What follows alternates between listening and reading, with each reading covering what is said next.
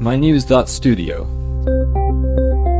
Picture this, a single vial made just for one patient could reshape how we treat cancer.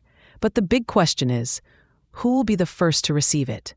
The date today is October 14th, 2025. Cancer remains the world's second leading cause of death. With all the new drugs and therapies over the years, why are we still losing so many lives? It comes down to the complexity of cancer itself. We're not dealing with a single disease, but hundreds, each with its own genetic mutations. Most traditional treatments, like chemotherapy or radiation, are broad. They attack both healthy and cancerous cells, and often the cancer comes back. This is why the news from July 2025 stands out. The very first human trials for personalized mRNA cancer vaccines have begun. That's a big shift.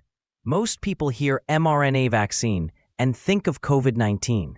But what actually changes when we use this method for cancer?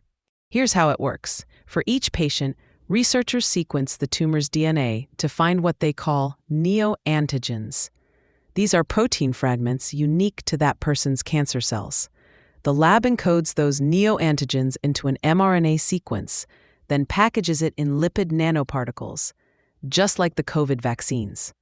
That mRNA acts as a signal to the immune system, telling it to find and destroy any cells with those unique markers.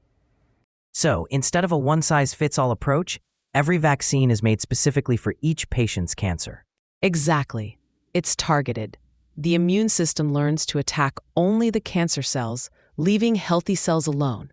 That's a major improvement over the usual therapies, which don't have that level of precision.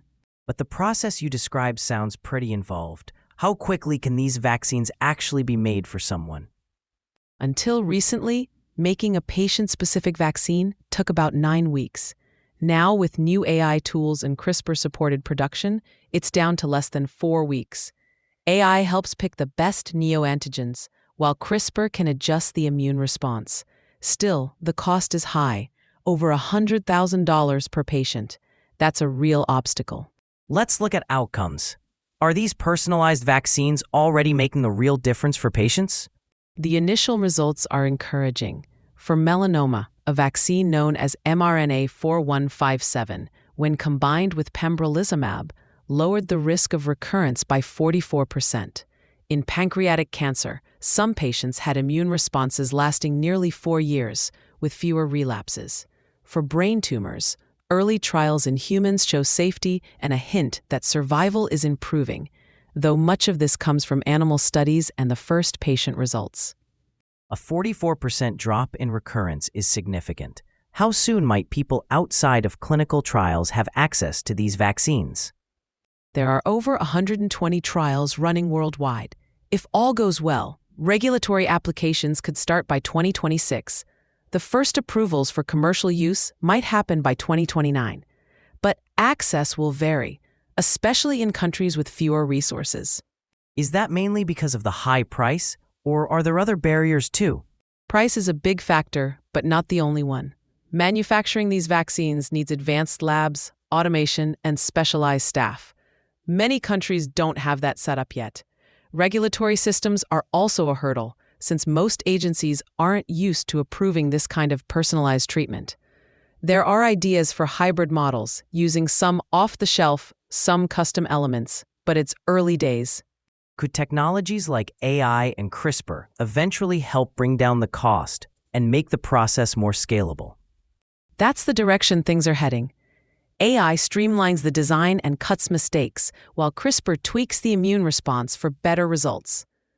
These tools have already reduced production time by more than half and made the outcomes more reliable. If improvements keep coming, costs could fall, but we're not there yet. There's another issue, genetic data. If every vaccine is built from a patient's DNA, what happens to all that sensitive information? That's a crucial ethical challenge. Protecting patient data requires strong cybersecurity, clear consent, and strict rules about use and sharing. Regulators are working on new guidelines, but it's always evolving. Patients need transparency, what data is collected, how it's used, and the right to withdraw consent if they choose. So, while the scientific progress is real, privacy and fairness can't be overlooked. If these vaccines are only for wealthy countries, or if privacy isn't respected, it undermines trust. Exactly. The potential here is major, more effective, tailored cancer treatment with fewer side effects. But for that to matter, we have to solve the issues of cost, access, and ethics. The technology is moving ahead quickly, but policy and infrastructure need to catch up. So, do you think this will eventually change cancer care for everyone or just a small group?